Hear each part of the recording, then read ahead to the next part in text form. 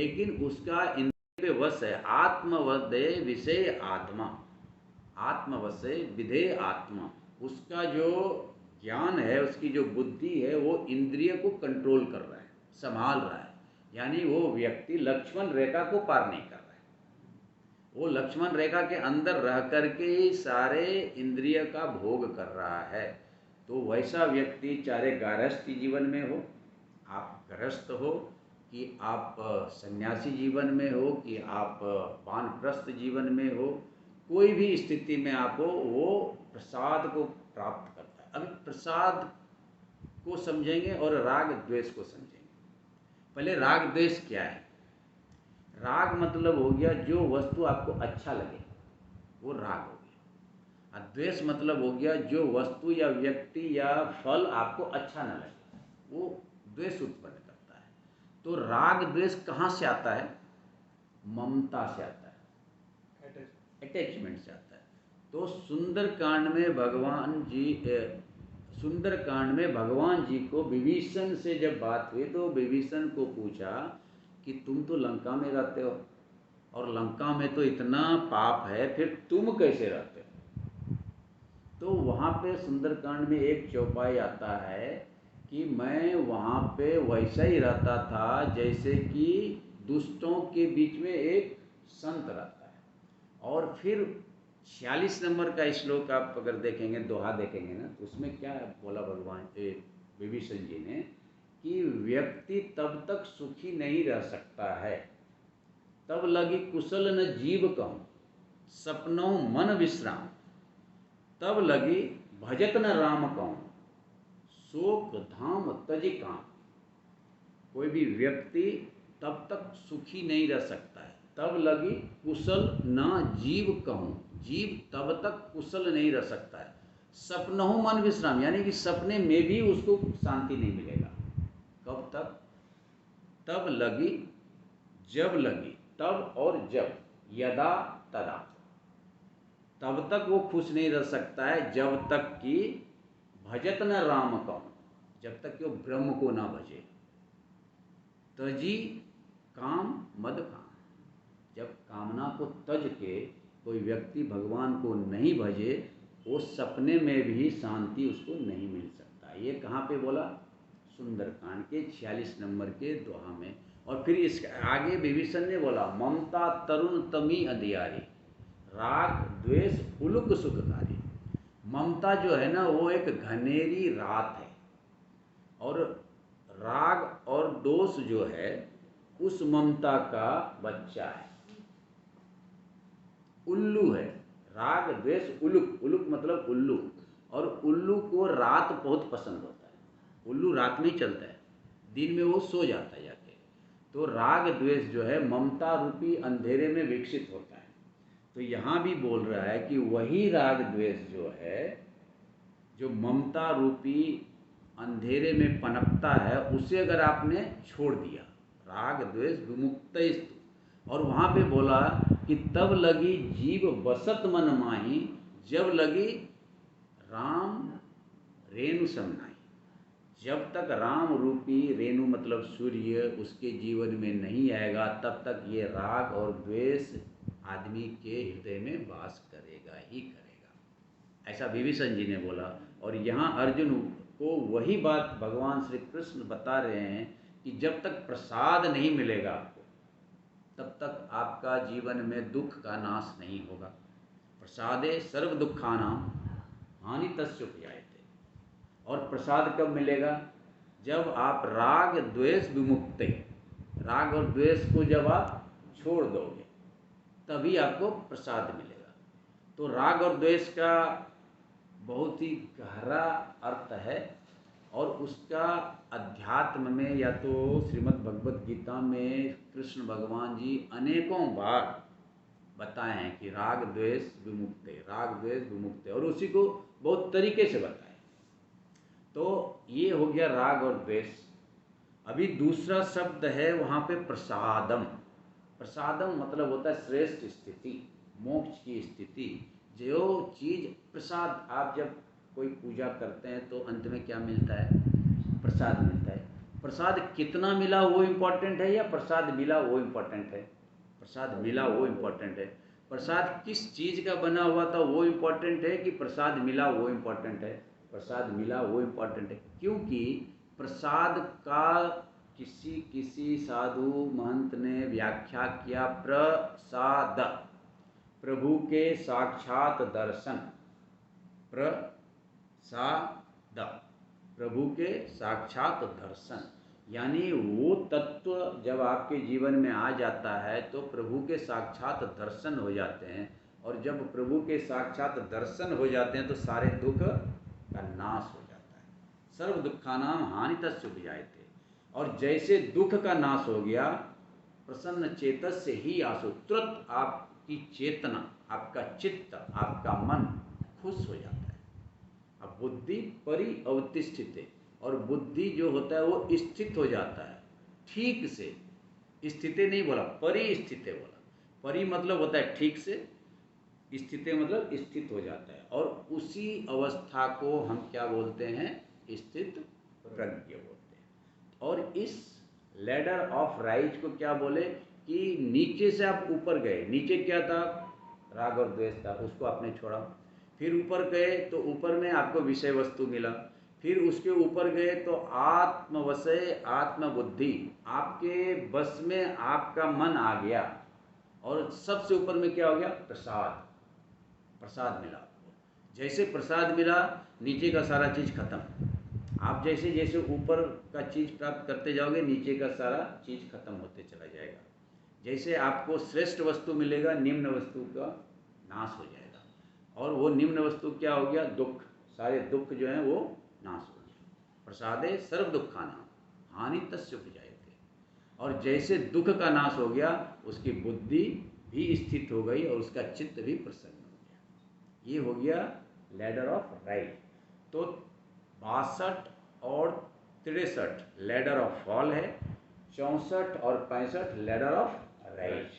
तो ये 4 श्लोक जो है भगवान जी ने उसको क्यों सुनाया अर्जुन को, कि सिर्फ लैडर ऑफ फॉल सुनाएंगे तो इसको थोड़ा अच्छा नहीं लगेगा, डिप्रेशन में आ जाएगा। तो इसको थोड़ा सा मॉरल बूस्टअप भी करना है तो 64 और 65 भी सुनाया। लेकिन फिर 66 में भगवान जी ने उल्टा फिर कर दिया। बोला कि जिसका बुद्धि अस्थिर हो जाए उसको तो सुख मिलेगा, क्योंकि बुद्धि अस्थिर हो गया, मन अपने काबू में आ गया तो आपको प्रसाद मिल गया, और जब प्रसाद मिल गया तो सारे दुख नाश हो गए। लेकिन जिसकी बुद्धि युक्त नहीं है भगवान से, नास्ति बुद्धि अयुक्तस्य, 66 नंबर का श्लोक आप पढ़ें तो उसमें भगवान जी बोल रहे हैं ना अस्ति मतलब नहीं है, बुद्धि जिसकी बुद्धि अयुक्तस्य युक्त भगवान से, ना च युक्तस्य भावना, और जिसका भावना भी युक्त नहीं है। दो चीज, बुद्धि और भावना। तो बुद्धि मतलब हो गया इंटेलेक्ट और भावना मतलब हो गया इमोशन। बुद्धि मतलब हो गया इंटेलेक्ट और भावना मतलब हो गया इमोशन, यानी भावना मतलब हो गया मन और बुद्धि मतलब हो गया बुद्धि। तो जिसकी बुद्धि भगवान से युक्त नहीं है, उसका मन भी भगवान से युक्त नहीं है।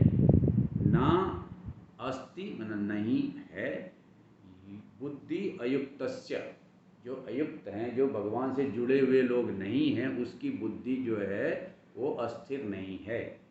ना च अयुक्तस्य भावना, और उसका भावना, भावना मतलब होता है आपका श्रद्धा। आपका श्रद्धा किसी चीज़ के प्रति आप व्यक्त किस चीज़ से करते हो? भावना से, इमोशन से आप करते हो ना। आपका चेहरा देख के ही भगवान जी के मंदिर में आप जाओ तो आपका चेहरा अलग होगा, शादी में जाओ तो आपका चेहरा अलग होगा। तो भावना व्यक्त होता है। तो भावना जिसका युक्त ना है भगवान से, बुद्धि जिसकी युक्त नहीं है भगवान से, तो न च अभाव्यतः शांति, उसको शांति कहाँ से मिलेगा? और अशांतस्य कुतः सुखम, और जिसको शांति नहीं है उसको सुख कैसे मिलेगा? तो अभी ये क्रोनोलॉजी फिर से भगवान जी ने उल्टा कर दिया कि अगर तुम्हारा बुद्धि युक्त नहीं है, अस्थिर बुद्धि नहीं है, तो तुम्हारी भावना भी युक्त नहीं होगी। क्योंकि बुद्धि अगर मन को कंट्रोल कर ही नहीं पा रहा है तो मन कैसे भगवान से जुड़ेगा? और जब मन भगवान से नहीं जुड़ा तो शांति कहाँ से आएगी? और जब शांति ही नहीं है तो सुख कहाँ से आएगा? अभी शांति और सुख, ये दो शब्द बहुत ही मिले जुले शब्द हैं, और लोग अज्ञानवश सुख को शांति, शांति को सुख समझ लेते हैं। Prosperity and peace both are different.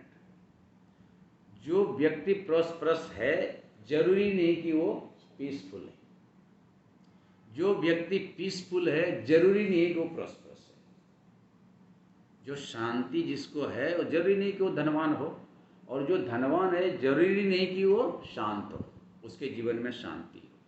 तो ये दो शब्द जो हैं हमारे ज़िंदगी में, हमेशा हम किसी को आशीर्वाद क्या देते हैं कि आप सुखी रहो और आपके जीवन में शांति है। तो सुखी रहो अगर हम बोलते हैं भौतिक सुख के बारे में, तो ये तो बहुत आसान बात है। भौतिक सुख मिलना बहुत बड़ी बात नहीं, वस्तु से प्राप्त सुविधा मिलना बहुत बड़ी बात नहीं है, क्योंकि भगवान जी ने 4 नंबर के अध्याय के 12 नंबर श्लोक में बोला, कार्छन्तम कर्मणाम सिद्धि यजंत इह देवता क्षिप्रम ही मानुषे लोके सिद्धिम भवति कर्मजा। क्षिप्रम मतलब होता है तत्क्षण, आपको भगवान जी उसका फल दे देंगे जो आप चाहते हो। कार्छन्तम कर्मणाम सिद्धि, कर्म की सिद्धि आप अगर चाहते हो, यजंत इह देवता, इस देवताओं की पूजा करके, सरस्वती को विद्या के लिए, लक्ष्मी को धन के लिए, हनुमान जी को बल के लिए, किसी को किसी चीज़ के लिए, किसी को किसी चीज़ के लिए अगर आप पूछते हो और उसका फल चाहते हो, क्षिप्रम ही, क्षिप्रम मतलब विद इन ए सेकेंड, मानुषे लोके, इस संसार में, सिद्धि मतलब फल, भवती मतलब मिलता है, कर्मजा न कर्म से उत्पन्न। ये भगवान जी ने 4 नंबर के अध्याय का 12 नंबर का श्लोक में बोला। तो सांसारिक सुख मिलना बहुत बड़ी बात नहीं है, और आजकल तो सांसारिक सुख हमारे बैंक से लोन में भी मिल जाता है। हम और आप जब चाहें जो सुख आपको चाहिए लोन मिलता है, बहुत इजी अवेलेबल है। बहुत बार तो लोन चुकता भी नहीं करना पड़ता है, लेकर के लोग उसको देते भी नहीं हैं। तो सांसारिक सुख बहुत ही कठिन नहीं है प्राप्त करना, लेकिन क्वेश्चन उठता है कि क्या सांसारिक सुख आपको शांति दे पा रहा है? क्या सांसारिक सुख मिलने के बाद आपको शांति मिल रहा है? क्या वो सुख आपके जीवन में शांति प्रदान कर रहा है? क्या अगर कर रहा है तो बहुत अच्छी बात, अगर नहीं कर रहा है तो फिर हमको और आपको सोचना पड़ेगा कि वो संपत्ति, वो सुख किस काम का, जो हमारे रात के नींद को छीन ले, जो हमारे दिन के सुख चैन को छीन ले, वो संपत्ति, वो सुख किस बात का? तो भगवान जी वही बोला कि अशांतस्य कुतो सुखम, जो अशांत व्यक्ति है उसको सुख कहाँ से मिलेगा? उसको सुख कैसा मिलेगा? सांसारिक सुख मिलेगा। वस्तु भोग की सारी चीज़ें उसे मिलेगी, बहुत आसान है आज का डेट में। 50,000 कमाने वाला भी 10 लाख का गाड़ी, 20 लाख का गाड़ी रखता है, क्योंकि वो तो लोन पे मिल जा रहा है हमको। लेकिन क्या वो हमें शांति दे रहा है क्या? और शांति जो है सुख से मिलेगा इसकी कोई गारंटी नहीं है। मिल भी सकता है और नहीं भी मिल सकता है। इसलिए सुंदरकांड का शुरुआत, पहला शब्द गोस्वामी तुलसीदास जी ने किस शब्द से किया है? शांतम शाश्वतम अप्रमेय मन निर्वाण शांति। शांति से शब्द का शुरुआत किया है, क्योंकि तुलसीदास जी को ये मालूम था कि कली काल में 80% लोगों को शांति समझ में नहीं आता है, उसको सांसारिक सुख चाहिए। 15% लोग जो हैं उस सुख से थोड़ा ऊपर का सुख चाहिए, और 5% लोग भी नहीं है जिसे शांति वाला सुख चाहिए। इसलिए सुंदरकांड में तुलसीदास जी ने शुरू ही किया, शांतम शाश्वतम अप्रमेय मनगम निर्वाण शांति। तो वो शांति जो आपको जीवन में सुख दे, वो शांति आवश्यक है। और यही बात को तुलसीदास जी ने सुंदरकांड के अंत में भी ख़त्म इसी तरह से किया। जब समुद्र ने सारी बातें भगवान जी को बता के अपना घर गए, निज भवन गगनव सिंधु, श्री रघुपति यह मत भायहूँ, यह चरित कलिमल हर जथामति, दास तुलसी गावहूँ। सुख भवन संशय समन दमन, विषाद रघुपति गुणगना, तजि सकल आस भरोस गावहीं, सुनहि संतति सठ मना। ये अंतिम छंद है सुंदरकांड का, 60वां श्लोक के पहले का छंद। और तुलसीदास जी ने क्या बोला कि सुख भवन, सुख का घर, सुख भवन संशय दमन, समन विषाद, संशय का दमन और विषाद का समन, ये 3 चीज भगवान जी ने बोला कि रघुपति गुण गाना, अगर रघुपति का गुण गान तजी मद, और इस संसार के मोह माया को तज के सुनोगे तो ये 3 चीज आपको प्राप्त हो जाएगा। कौन कौन चीज? सुख भवन, संशय दमन, विषाद समन। अभी इसको थोड़ा सा समझ लीजिए, फिर हम इस श्लोक पे आ जाएंगे। क्योंकि आप रामचरितमानस पढ़ें कि गीता पढ़ें कि वेद पढ़ें, बात एक ही है। तो तुलसीदास जी ने बोला कि सुख भवन संशय समन दमन विषाद रघुपति गुण गना, तज सकल आस भरोस गावहीं, सुनहि संतति सठ मना। कंडीशन तुलसीदास जी ने क्या रख दिया कि जो इस संसार का सारा आशा, आशा मतलब एक्सपेक्टेशन, या तो मैं किसी को वो मेरा हेल्प करेगा, उसको आशा बोलते हैं। तो ये सकल आस, आस मतलब आशा, भरोसा मतलब उससे कोई, उसके ऊपर डिपेंडेंसी। तो ये सकल आस भरोस गावहीं सुनहि, जो गाता है और सुनता है क्या? रघुपति गुणगना, रघुपति का गुणगान, तो उसको क्या मिलेगा? सुख भवन संशय समन दमन विषाद। 80% लोग को क्या चाहिए? सुख भवन चाहिए। इस कलिकाल में 80% लोग को क्या चाहिए? सुख भवन, यानी वैसा घर जहाँ सुख सुविधा भरे पड़े हों, भौतिक सुख सुविधा से भरा हुआ घर चाहिए, सुख भवन। 15% लोगों को क्या चाहिए? सुख भवन संशय दमन, जो थोड़ा सा अध्यात्म में चला जाता है उसके जीवन में बहुत सारे डाउट्स आ जाते हैं, वो हमेशा डाउट क्रिएट करेगा, ये करने से कैसे भगवान मिलेगा, ये करने से कैसे सुख मिलेगा, ये करने से कैसे, ये जो थोड़ा ऊपर उठते हैं, जो यात्रा शुरू करते हैं, उसको बहुत सारे डाउट्स आते हैं। तो उसका भी वहाँ पे समाधान है, वो 15% लोग के लिए सुंदरकांड में। 80% लोग के लिए भी ये समाधान है, वहाँ पे सुख मिलता है, समृद्धि मिलता है, भौतिक सुख सुविधा मिलता है, पारिवारिक सुख सुविधा मिलता है, सुख भवन संशय दमन। और 15% लोग जो अध्यात्म के रास्ते पे थोड़े आगे चले गए, भोगी से योगी, योगी से सन्यासी बन गए हैं, उसके लिए भी वहाँ पे सॉल्यूशन है। अगर मैं सुंदरकांड पे बात करूँ तो सुंदरकांड पे ही बात करूँगा, लेकिन मैं इससे उसको समझाने का प्रयत्न कर रहा हूँ कि 15% लोग के लिए भी सुंदरकांड में फल मिला, और अंतिम में 5% जो लोग हैं जो एकदम ऊपर उठ गए ज्ञान में, उसमें विषाद दमन, उस व्यक्ति को बहुत दुख होता है इस संसार में। जो ज्ञानी व्यक्ति होता है ना, उसको इस संसार में बहुत दुख होता है। महात्मा बुद्ध अपना सारा राजपाट छोड़ के, अपनी बीवी बच्चे को छोड़ के 12 बजे घर से निकल गया, क्योंकि इतना तकलीफ उसको हुआ। कहीं पे उसको कुछ दिखता है तो तकलीफ, कहीं कुछ दिखता है तो तकलीफ। तो वैसे जो ज्ञानी पुरुष होते हैं, स्थित प्रज्ञ व्यक्ति होते हैं, वो 5% भी मिल जाए तो बहुत बड़ी बात है इस कलयुग में।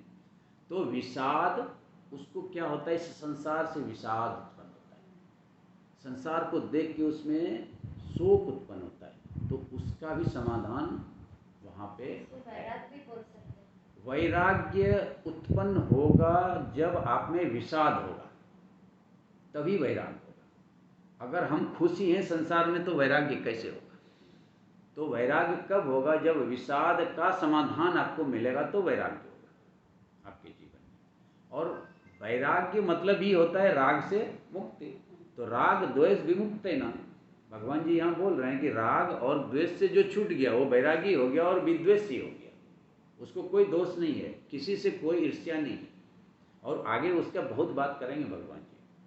तो सुंदरकांड में तुलसीदास जी ने, और बीच में बहुत सारे फलश्रुति सुंदरकांड में जो कि हमारे श्रीमद् भगवद गीता से कोरिलेट होता है, तो मैं बार बार सुंदरकांड को कोट करूँगा जब हम आगे बढ़ेंगे। तो हम सुंदरकांड को कोट करेंगे, हनुमान जी को कोट करेंगे। और मूलतः हनुमान जी का जो जीवन चरित्र है वो अर्जुन के बराबर का जीवन चरित्र है। वो भी कर्म योगी, वो भी ज्ञान योगी, वो भी ध्यान योगी, वो भी भक्ति योगी। और अर्जुन भी यहाँ पे कर्म योगी, ज्ञान योगी, भक्ति योगी। लेकिन फ़र्क दोनों में क्या है, अगर मैं बात थोड़ा सा करूँ, हनुमान जी को कोई कन्फ्यूजन नहीं था और कोई मोह, कोई सम्मोहन, कोई डेल्यूजन, कोई एल्यूजन, कोई एजिटेशन, कुछ नहीं। और अर्जुन को सिर्फ और सिर्फ कन्फ्यूजन ही था। ज्ञानी था, कर्मयोगी था, ध्यानी था, भक्त था, लेकिन इसको पूरा का पूरा सम्मोहन में चला गया अर्जुन। और हनुमान जी एक भी समय, एक भी मिनट, एक भी सेकंड कोई कन्फ्यूजन नहीं है, कोई भी कन्फ्यूजन नहीं। भगवान जी ने जब हनुमान जी को जाने के लिए बोला, हनुमान जी जब चल दिए तो मैनाक पर्वत को समुद्र ने बोला कि जाके उसको हेल्प करो। तय मैनाक होई श्रमहारी। तो हनुमान जी ने क्या किया कि हनुमान तई परसा कर पुनि किन्न प्रणाम, राम काज की जय बिना मोहि कहाँ विश्राम। तो उसका बहुत ही क्लियर फंडा था कि मेरे पास सिर्फ एक ही काम है, और वो क्या है?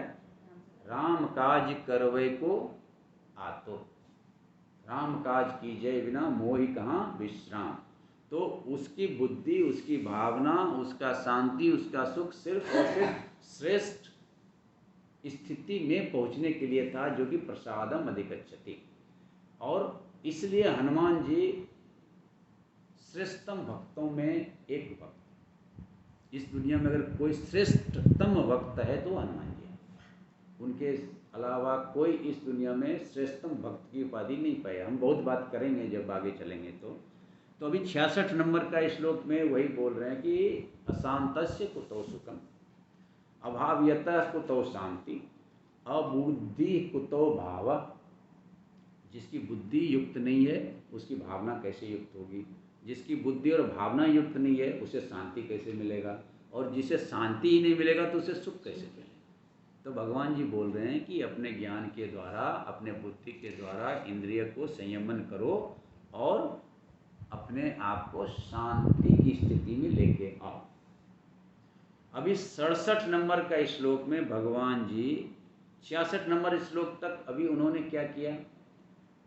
61 नंबर में बोला कि जिसकी बुद्धि युक्त हो गया वो स्थित प्रज्ञ है। 62 और 63 में बोला जिसकी बुद्धि नहीं युक्त है वो लेडर ऑफ फॉल, वो नाश होता है। 64 और 65 में फिर से भगवान जी ने बोला जिसकी बुद्धि युक्त है उसे प्रसाद की स्थिति मिलती है। और 66 में फिर से बोला भगवान जी ने कि जिसकी बुद्धि युक्त नहीं है उसको सुख कहाँ से मिलेगा? क्यों? क्योंकि 67 नंबर में उसको फिर से समझा रहे हैं कि इंद्रियानाम ही चरताम यत मनः अनुविधीयते तदस्य हर्तिम प्राज्ञा वायु नाव इव अम्बसी। इसका मतलब 60 नंबर के श्लोक में भगवान जी ने मोटा मोटी यही बात बताया था। इंद्रियानि प्रमाथिनी हरंती प्रसवम मन। इंद्रिय इतना बलवान है कि हर एक बुद्धिमान के भी बल को हर लेता है।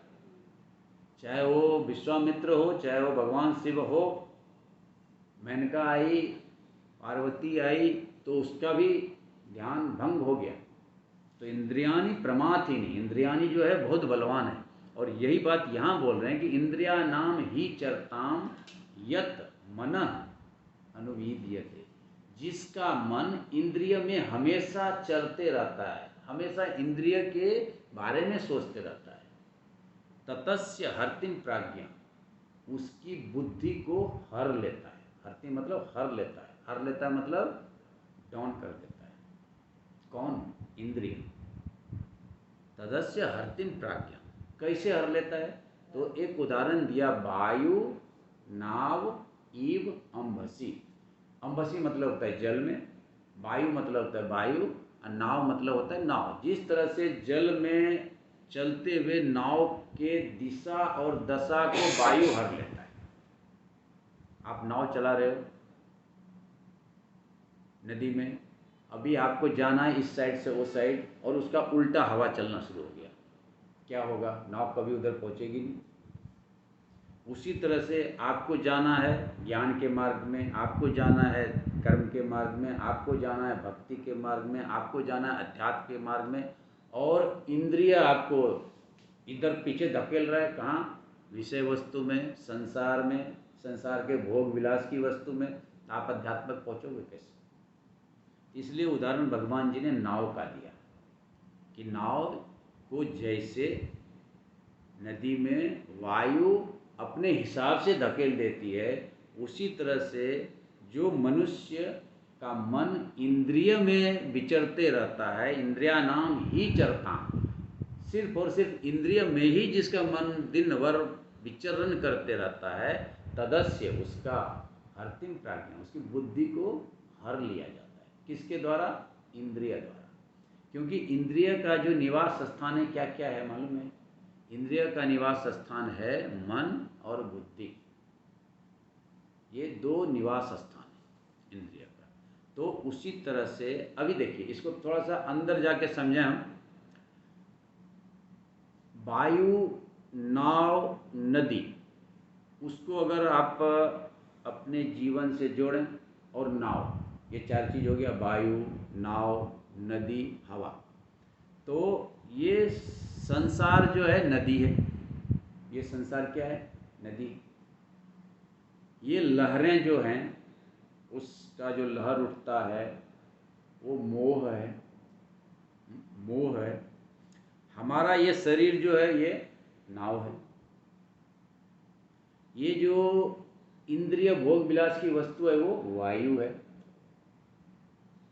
ये इंद्रिय भोग विलास की जो वस्तु चारों तरफ बिखरे पड़े हैं, माया जिसको बोलते हैं, माया,